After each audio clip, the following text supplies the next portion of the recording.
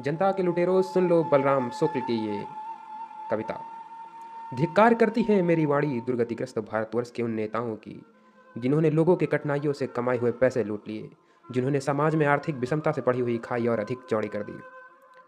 नेताओं, तुमने गांवों को सभी प्रकार की सुविधा से वंचित कर दिया, नौजवानों को भ्रम के लिए महानगरों में नरक भोगने के लिए निर्वासित कर दिया, बूढ़े माता पिताओं के आश्रय को निर्यतापूर्वक छीन लिया।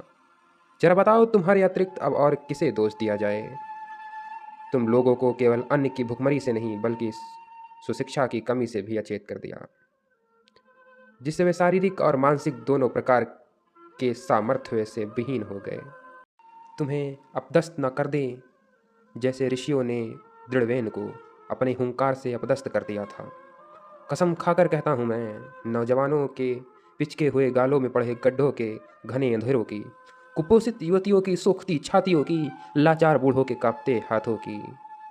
तुंदेले नेता, तुम्हारे अलावा और कोई भी अपराधी नहीं है। हमारी रातें इस उम्मीद में जगते हुए गुजरती हैं कि कल सुबह देश में सब कुछ ठीक हो जाएगा, लेकिन दिन होने पर फिर से वही पशुओं सी दशा अपरिवर्तित रहती है। तुम उस राहु की तरह हो जिससे नाते हमारे दिन और रात सब पर ग्रहण लग गए हैं। अच्छा, लोगों के पैसों से तुम सारी दुनिया में सैर करते हो। तुम ही बताओ, क्या कोई ऐसा देश तुमने देखा है जहाँ सारी संपत्ति रहने के बावजूद मानवता कीड़ों की तरह इस प्रकार अपमान सहती हो?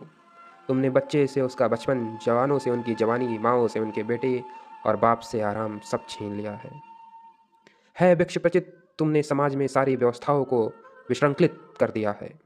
इस भूमि के लिए माता जैसा झूठा संबोधन करके वारांगना की तरह उसका घर्षण और शोषण करते हो। नरकपुरी का राजा यमराज देर तक विचार करता रह जाता है कि वह मलराशि की तरह तुम्हें नरक के किस कोने में डाले। नित नए नए झूठ बोलकर तुम लोगों को लुभाते हो और फिर निर्लज्ज की तरह उन्हें लूटने में लगे रहते हो। है नीच पुरुष, तुम जैसे झूठे व्यक्ति पर विश्वास करके भारत मानो आत्महत्या पर उतारू हो गया है। तुम लोगों के पैसे लूटकर आर्थिक असुचिता फैलाते हो, फिर उसे छिपाने के लिए अपने सारे सरकारी महकमे का इस्तेमाल करते हो। भ्रष्टाचार के कलंक को झुटलाने में ज़मीं आसमां एक कर देते हो। तुम्हें धिक्कार है, तुम अपने पाप से सारे समाज को प्रदूषित कर देते हो। मुझे बड़ा कष्ट यह है कि छंदों के बीच तिलक की तरह मेरी इस वसंत तिलका को व्यथित होकर तुम्हारी निंदा करनी पड़ रही है। यह घटना ऐसी है जैसे सर्ग सुंदर नई युवती दुर्भाग्यवश किसी नीच लफंगे के हाथ में पड़ गई हो।